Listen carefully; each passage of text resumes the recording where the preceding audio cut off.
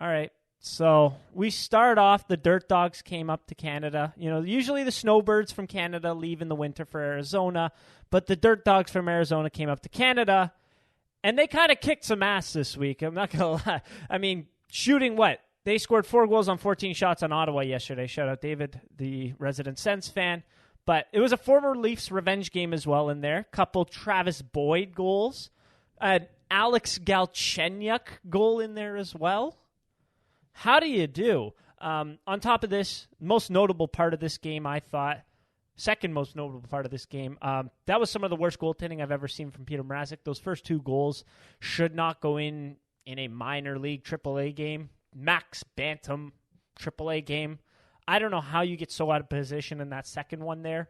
The first one was just a god-awful rebound. First taste of Eric Shalgren in this game. Some good fight back to push it to overtime.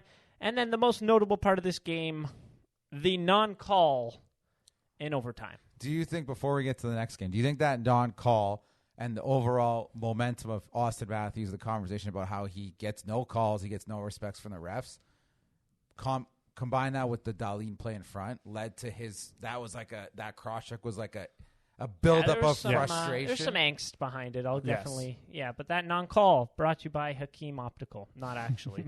But let's move on. We moved on from that game. Said, hopefully we can get a save from Peter Mrazek. Like, come on. Outdoor game. Shiny new helmet. I was very disappointed in this game. An outdoor game. The Heritage Classic. Outdoors. None of the goalies were sporting a toque. We played in an outdoor tournament, right, Josh? We did. I made sure to go out. I didn't purchase it. I tried to save as much money as I could when I was 18. I went out and actually bought a toque to just have on my head. Does it do anything? I have no idea. Who was it that did it? Not first, but was it Jose Theodore? Probably. In that game against Edmonton? I remember very vividly. So cool. And Fleury's done it in the past? Yeah. Miller, a lot too. of them. Miller was the big one I really liked. But the poof. Yeah, exactly. But anyways, Mrazek had a nice helmet, and he had, specially custom made for that game, but whatever. Didn't understand why he got a new glove for that game. He couldn't catch worth a shit. But that game, I don't know, the Leafs played awesome. Like, it started out of the gate slow. It was snowing. The game was in Hamilton. And it was very slow, but the second period it got going. The Leafs got going. The Leafs were a far better team than the Sabres in the second period. And then, Peter, Pumpkin Eater, he let in a god-awful goal, and the wheels fell off from there. I have to say TNT beat the wheels off of Sportsnet in this game in terms of game presentation. Sportsnet decided to use, I don't know, it felt like they were trying to follow along Spider-Man flying through New York City. TNT kept it simple, barely did any play-by-play, and just did an interview with Wayne Gretzky the entire time. It was awesome.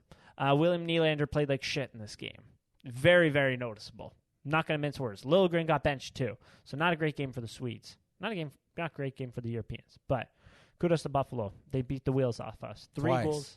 Yep, 3 goals crazy. in 2 games against Craig Anderson. And how many for Buffalo? 10 goals in 2 games for Buffalo. Yep, the Peter Mrazek experience. So we limp back to Scotiabank Arena tonight to play the Dallas Stars in the Robertsons game. We had some stories come out about the Robertsons. We'll talk about that later. It was kind of crazy. But we also had, although there was 2 Robertsons in this game, it was dominated by King Eric Shalgren. King Cali, as they call him.